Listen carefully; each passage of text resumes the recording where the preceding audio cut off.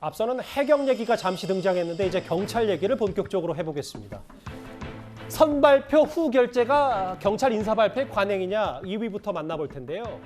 경찰의 고위직 인사가 발표됐다가 2시간 만에 번복이 되면서 이게 논란입니다. 윤석열 대통령이 경찰 잘못이다. 어제 중대한 국기문란이라고 규정하면서 파장이 만만치가 않은데요. 경찰도 야당도 경찰 길들이기 아니냐. 김창룡 경찰청장 물러나라는 얘기냐 아니냐. 이런 반발이 나오니까 오늘 윤석열 대통령이 이런 말을 했습니다. 경찰에서 행안부로 자체적으로 추천한 인사를 그냥 고지를 해버린 거예요. 그러니까 말이 안 되는 얘기고 이거는 어떻게 보면 국기문란일 수도 있고 인사권자는 대통령입니다.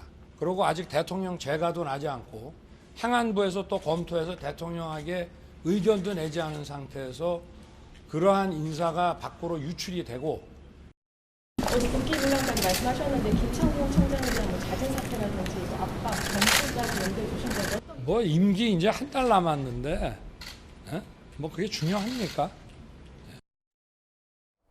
이 얘기도 좀 파장이 커요. 먼저 김근식 교수님. 그러니까 윤 대통령 얘기는 김창룡 청장 물러나라 안 물러나라라는 게 중요한 게 아니라 왜 내 사인 없이 인사가 발표됐냐. 이 부분은 반드시 따져 물어야 된다. 이 얘기를 하고 있는 것 같아요. 이게 이제 경찰 측에서는 이제 관례였다고 이야기를 하는 거고 대통령이 볼 때는 인사권자가 분명히 난데 결재를 하기도 전에 발표가 난 것은 이거 국기문란이라고 볼 수도 있다. 이렇게 좀 과하게 설명을 한 건데요. 아까 그 리포트에도 나옵니다만 화면에도 국기문란일 수도 있고 그게 아니라면 어이없는 과오다 이렇게 돼 있습니다. 그러면 하나는 실수였거나 하나는 의도를 가지고 했다는 건데 저는 그렇게 두 가지 경우를 대통령이 직접 저 약식 기자회견에서 말한 것은 저는 다분히 저는 그 당시 상황에 대해서 분명히 엄중하게 경고를 하겠다는 의미가 있다고 생각합니다. 첫 번째는 왜냐하면 지금 최근에 이제 행안부의 이른바 제도자문위원회에서 지금 굉장히 권한이 비대해진 경찰청의 권한을 민주적으로 통제할 수 있는 시스템적으로 법제도로 통제할 수 있는 여러 가지 다양한 방안들을 경찰국 신설을 통해서 한다든지 이런 등등 이야기를 하고 있지 않습니까? 이에 대해서 이제 경찰 측에서 많은 반발이 있기 때문에 그 부분에 대한 엄중한 주의를 환기시키는 의미가 있고요. 두 번째로는 인사권자는 대통령이라는 점을 분명히 함으로써 앞으로도 경찰의 인사의 최종 결정권자는 나다는 것을 다시 한번 재확인하면서 또 하나는 그 약식 기자회견 했을 때 다른 질문에서 나왔습니다만 경찰보다 훨씬 더 독립적이고 중립적이고 권한이 강하다고 볼 수 있는 검찰도 법무부 안에 검찰국이 있다. 그래서 법무부와 이 검찰 대검과의 가교 역할을 검찰국이 한다. 그래서 인사협의를 거기서 하기 때문에 별 탈이 없이 잘 진행이 된다. 근데 지금 같은 경우는 행안부가 있음에도 불구하고 그 경찰과의 소통할 수 있는 그 국이 없기 때문에 이런 인사와 같은 참사가 생길 수 있다. 그러니까 이게 실수였든 의도였든 간에 그런 문제들을 간접적으로 지시를 하면서 제가 볼 때 이 행안부 차원에서 법제도적인 경찰청에 대한 어떤 지휘 감독 기능 이 부분을 갖다가 그대로 밀고 나가겠다는 저는 간접적인 의사표시로 저는 해석을 했습니다. 절대 김창룡 찍어내기가 아니다. 그러니까 진상규명 왜 내 사인 없이 어떻게 언론에 인사가 유출됐냐. 그게 핵심이다. 오늘 윤 대통령 저런 얘기를 강조한 것 같은데. 근데 구정차장 사실 이번에 이 얘기를 새롭게 한 분들이 꽤 많습니다. 경찰 인사가 사실 과거에는 민정수석실이 있었으니까 행정안전부와 경찰, 민정수석실이 인사협의 후에 대략적으로 내정 형태하고 알고 기자들한테도 어느 정도 알려진 다음에 결재 전에 발표됐다. 이게 그동안의 관행이다. 이게 지금 경찰의 계속된 입장인 것 같거든요. 네. 그러니까 이제 이 경찰 인사를 이번에 보시면 발표 난 다음 날이 그 발령 날짜입니다. 그러니까 예를 들면 지방청장 같은 경우에는 워낙 그 퇴근 시간 이후에 인사 발표가 났기 때문에 퇴임식도 못하고 짐을 싸서 다른 이 부임지로 가야 되는 너무나 촉박하게 인사가 났던 것이거든요. 그런데 이제 역대 경찰청 인사를 이렇게 되짚어 보면 보통 이틀에서 3일 정도 이렇게 말미를 줬다고 합니다. 그러니까 퇴임식도 하고 짐을 꾸려서 다른 부임지에 가서 이 취임식 준비를 할 수 있게 시간을 줬는데 이번 치안감 인사, 특히 지방청장 인사는 이상민 행자부 장관이 이 조지아에 이렇게 그 외국 출장을 갔다 와서 귀국하자마자 이제 이 치안감 인사를 발표하다 보니까 하루 전날 이렇게 급박하게 이 발표를 한 측면이 있고요. 이제 그러다 보니까 이번에 이제 실수다 이렇게 경찰에서 해명을 하고 있는 측면이 있어 보입니다. 또 한 가지는 과거에는 민정수석실에서 충분히 그 후임 인사 그다음에 어떤 그 보직 인사를 협의한 이후에 최종안을 경찰이 발표하도록 했던 것이 관례였기 때문에 이번의 경우에도 이제 행자부에서 이 명단을 통보를 받은 것은 충분히 대통령실과 협의가 된 최종안이다. 이게 경찰은 이제 그렇게 받아들인 겁니다. 예. 그런데 최종안이 제대로 갔어야 되는데 뭐 초안이 갔다 이러면서 굉장히 좀 논란이 커지고 있는데 글쎄요. 아직 지금 책임 소재가 분명하게 가려지지 않은 상황이기 때문에 실수인지 의도인지는 좀 더 시간을 가지고 지켜봐야 될 것 같습니다. 그러니까 이게 최종안이든 초안이든 전 잘 모르겠고 어쨌든 네. 사인 전에 나간 건 문제가 있다. 이게 윤 대통령 얘기인 거고요. 그렇죠? 그렇습니다. 그러니까 윤 대통령의 얘기는 당연히 결재권자의 결재가 없는데 발표가 된 것 자체는 이 선후 앞뒤가 바뀌었기 때문에 그 자체가 이 문제라는 것이고요.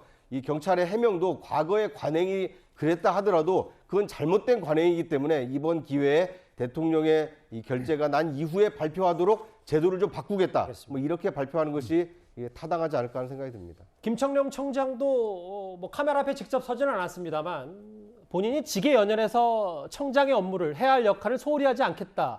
입장에는 변함이 없다. 임기가 이제 한 달도 채 남지 않았으니까요. 그런데 뭐 사퇴설 이거는 좀 일축을 했습니다. 그러니까 지금 뭐 윤 대통령 오늘 아침에 이제 어제는 좀 강하게 이야기를 하셨다가 뭐 임기 한 달밖에 안 남았는데 굳이 뭐 사퇴 이 문제가 뭐 중요한 문제가 아니다라고 이야기를 한 게 아마 이제 김창룡 청장도 뭐 일단 본인의 임무를 계속하겠다라는 것도 아마 사전에 좀 이야기가 된 것 같아요. 그런 차원에서 이제 왜냐하면 대통령이 지금 지적한 거는 뭐냐면 예. 이게 사실은 민정수석실이 없어지면서 벌어지는 여러 가지 환경 변화에 대해서 경찰이 제대로 좀 인식을 못한 측면들이 저는 좀 있다고 봅니다.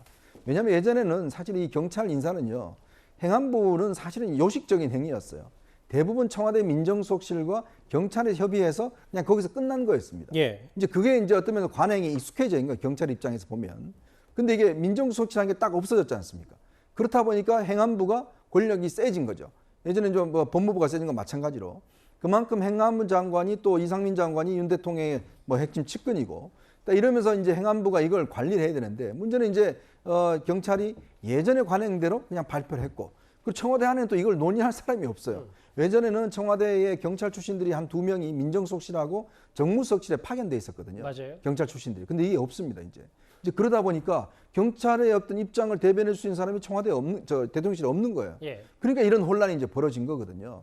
그러니까 제가 볼 때는 이게 어떤 의도성보다는 실제로 경찰이 변화된 환경에 적응 못한 측면들, 또 행안부도 그 중간에서 어떤 면에서 이걸 좀 제대로 역할을 해야 되는데 그런 측면들. 대통령 입장에서는 아니 이게 그 대통령의 관행을 어떻게 알겠습니까? 내가 사인도 안 했는데 인사가 발표가 되고 막 바뀌고.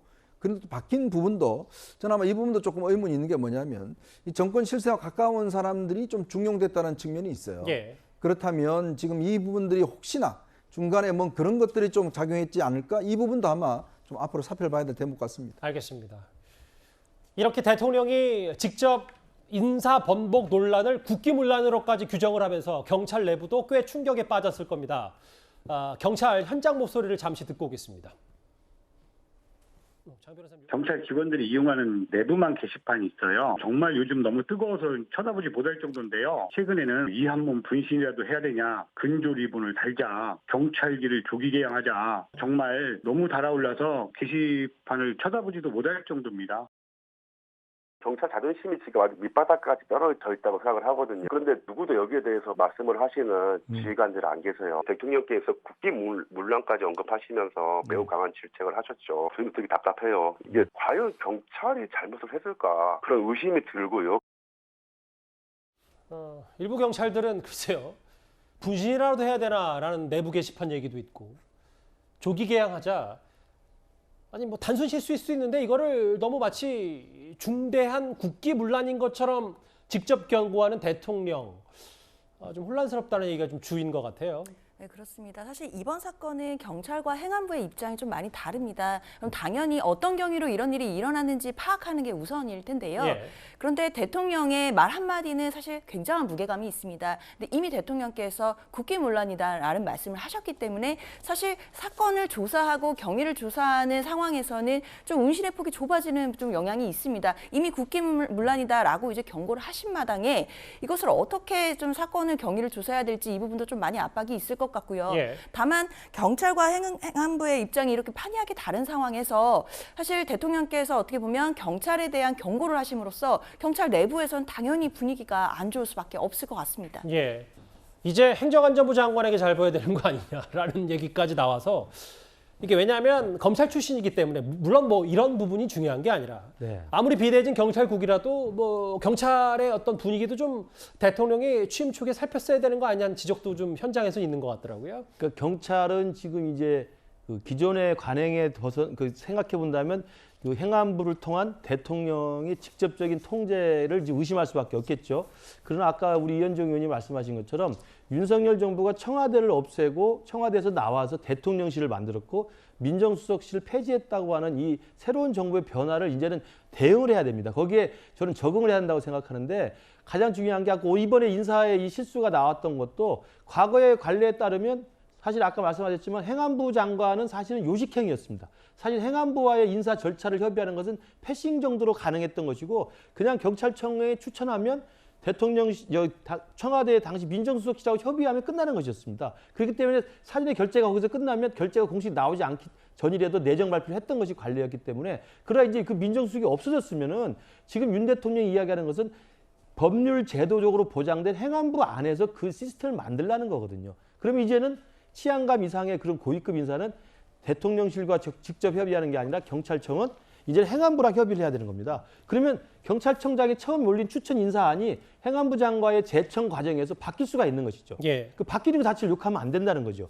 그런 정도로 이제 윤석열 정부의 새로운 변화를 경찰도 좀 적응을 해야 되고요. 무엇보다도 아까 말씀드린 것처럼 경찰의 권한이라는 것이 치안 유지에 있는 것이 아니라 정보 분석, 뭐 테러 대비 질서 유지도 있지만 수사를 할 수 있잖아요. 이제 수사권이 생겼으니까. 그럼요. 국가수사본부가 생겨서 지금 검찰이 갖고 있는 직접 수사권도 대거 가져오게 돼 있기 때문에 준사법기관으로서 굉장히 중대한 권한을 가지고 있는 경찰에 대해서 법제도적인 민주적 통제가 이제 필요하다는 것을 이번 사건을 통해서 좀 깨달아야 되지 않나 생각합니다.